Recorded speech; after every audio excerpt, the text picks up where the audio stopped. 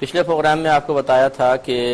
3 طرح کے علوم کا سیکھنا ہر عاقل بالغ مسلمان مرد و عورت پر فرض ہے،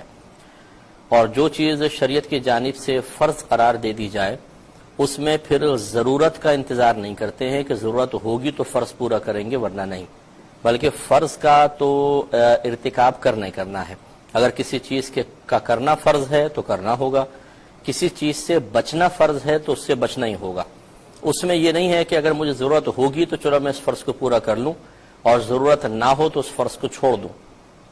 علم بھی ایک ایسی چیز ہے کہ اس کا کچھ حصہ ہر عاقل بالغ مسلمان مرد عورت پر سیکھنا لازم قرار دے دیا گیا ہے۔ اللہ تبارک و تعالی ارشاد فرماتا ہے کہ فَاسْأَلُوا أَهْلَ الذِّكْرِ إِن كُنتُمْ لَا تَعْلَمُونَ، اگر تم نہیں جانتے تو اہل علم سے سوال کرو۔ اب یقینی سی بات ہے، اگر تم نہیں جانتے تو ہم تو لاکھوں چیزیں نہیں جانتے۔ اگر ہر چیز کے جاننے کا مکلف بنا دیا جائے اور علماء کے پاس ان نامعلوم چیزوں کی معلومات حاصل کرنے کے لیے جانا لازم ٹھہرا دیا جائے تو بہت شدید حرج ہے۔ تو ضرور اس کا کچھ نہ کچھ ایسا حصہ ہوگا کہ جو بغیر حرج اور تکلیف کے ہم آسانی سے سیکھ سکیں، یا اگر بالفرض اتنے حصے میں اگر حرج یا کوئی مشقت محسوس ہو تو اس کو برداشت کرنا ہی پڑے گا، باقی تمام علوم کا سیکھنا لازم قرار نہیں دیا گیا ہے۔ تو ہمیں وہی مقدار سیکھنی ہوگی، اسی مقدار کے بارے میں اولا جاننا ہوگا کہ وہ کتنی مقدار ہے اور کون کون سے علوم ہیں، جس کی تفصیل میں نے پچھلے پروگرام میں عرض کی تھی۔ اسی طریقے سے نبی کریم صلی اللہ علیہ وسلم ارشاد فرماتے ہیں کہ طلب العلم فریضۃ علی کل مسلم، علم کا حاصل کرنا ہر عاقل بالغ مسلمان مرد و عورت پر فرض ہے۔ تو اس میں فریضہ کے الفاظ آ گئے، لازم قرار دے دیا گیا کہ انسان علم کو سیکھے۔ تو یہ میں نے آپ کو بتایا تھا کہ شریعت نے کم از کم ہمیں اس بات کا مکلف بنایا ہے کہ ہم عقائد بمع دلائل سیکھیں، اسی طریقے سے وہ احکام جن کا تعلق ہماری عملی زندگی سے ہے، چاہے وہ عمل عبادت کی شکل میں ہو، چاہے لوگوں سے کوئی معاملہ طے کرنے کی صورت میں ہو، دونوں کا ہمیں علم سیکھنا ہوگا۔ اور یقیناً چونکہ شیطان نے اللہ تبارک و تعالیٰ کی بارگاہ میں ایک طرح کا چیلنج پیش کیا تھا کہ تو اگر مجھے قیامت تک مہلت دے دے تو میں تیرے بے شمار بندوں کو اپنے ساتھ جہنم میں لے کر جاؤں گا، تو اللہ تبارک و تعالیٰ نے جواباً ارشاد فرمایا تھا، جس کا مفہوم یہ ہے کہ میرے مخلص اور نیک بندوں پر تیرا کوئی زور نہیں چلے گا، ہاں جو تیری اطاعت کریں گے، تیرے متبعین ہوں گے، میں ان کے ساتھ تجھے ان کے ساتھ سب کو جہنم میں ڈال کر تم سب سے جہنم کو بھر دوں گا۔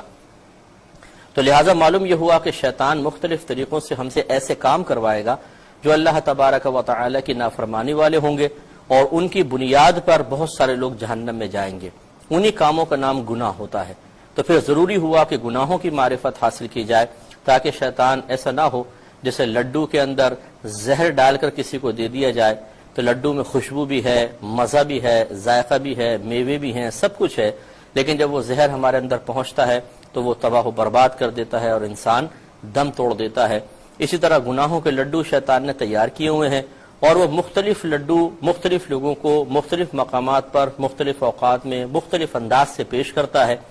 اور ہم خوب پیٹ بھر کے ان لڈوؤں کو کھا رہے ہیں، لیکن جب ان کا زہر رگوں میں سرایت کر جائے گا اور پھر ہم ہلاکت کے قریب ہوں گے تو پھر بہت زیادہ پچھتاوا ہوگا۔ اس لیے تیسرا پھر گناہوں کی معرفت ہوتی ہے کہ انسان گناہوں کی معرفت حاصل کرے۔ اب سوال یہ پیدا ہوتا ہے کہ ہم کہاں سے ان کو حاصل کریں؟ مختلف مقامات پر فرض علوم کورسز بھی ہو رہے ہیں، اور مختلف کتب کے اندر بھی یہ مسائل بکھرے ہوئے ہوتے ہیں، بہت ساری جگہوں پہ ان کو سمیٹا بھی گیا ہے، لیکن ان میں بھی بغیر استاد کے کبھی بھی آپ علم نہیں سیکھ سکتے۔ اسی لیے اللہ تبارک و تعالیٰ نے یہ ارشاد فرمایا اور اس میں اشارہ کر دیا، اسی لیے سے مراد کہ اس میں اللہ تعالیٰ نے واضح بیان فرما دیا کہ فَاسْأَلُوا أَهْلَ الذِّكْرِ إِن كُنتُمْ لَا تَعْلَمُونَ، اگر تم نہیں جانتے تو اہل علم سے پوچھو۔ حالانکہ قرآن میں سب موجود ہے، حدیث میں سب کچھ موجود ہے، اللہ تعالیٰ جانتا ہے کہ قیامت تک مختلف زبانوں میں بے شمار کتابیں لکھی جاتی رہیں گی، اللہ کے علم میں ہے، اس کے باوجود وہ فرما رہا ہے کہ اہل علم سے یعنی استادوں کے پاس جاؤ اور ان سے علم سیکھو۔ اس کے بارے میں تھوڑا سا کلام کروں گا، لیکن کالر ساتھ ہیں۔ السلام علیکم۔ تو آپ کی خدمت میں گزارش کر رہے تھے کہ یہ ہمیشہ یاد رکھیے گا کہ کتابوں میں بہت کچھ لکھا ہوتا ہے، بظاہر آپ کو بڑا آسان سا محسوس ہوتا ہے، اور خصوصاً یہ سوشل میڈیا پر جو سو کالڈ مفتی بیٹھے ہوئے ہیں اور جو دین کا پورا ٹھیکہ ہاتھ میں لے کر بیٹھے ہوئے ہیں کہ ہم دین کو کا دفاع کر رہے ہیں، ہم مسلکوں کا دفاع کر رہے ہیں اور واقعی وہ صاحب علم نہ ہو. ہر ایک ایسا نہیں بیٹھا ہوا، بہت سے صاحب علم بھی ہیں، سلجھے ہوئے لوگ بھی ہیں، دین کی اچھی خدمت بھی کر رہے ہیں، ترویج و ترقی کا سبب بھی بن رہے ہیں. لیکن میری گزارش ان لوگوں سے ہے جنہوں نے دین کی الف بے بھی نہیں سیکھی، اس کتاب سے پڑھا، اس کتاب سے تھوڑا سا پڑھا، یہاں سے مواد لیا، وہاں سے مواد لیا، اور قوم کے سپہ سالار بن کر ایک مخصوص مکتب فکر کے نمائندے بن کر وہ بیٹھ گئے ہیں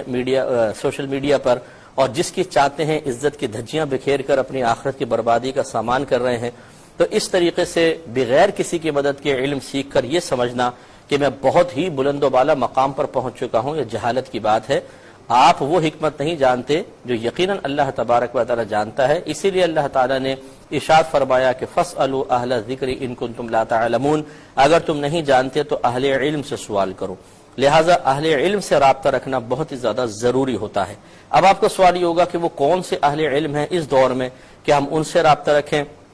اس میں بھی ایک بہت بڑی تفصیل ہے. ایک کا نام لیتے ہیں، دوسرا ناراض ہو جاتا ہے کہ جی میرا نام کیوں نہیں لیا. ایک کا ذکر کرتے ہیں تو دوسرے کو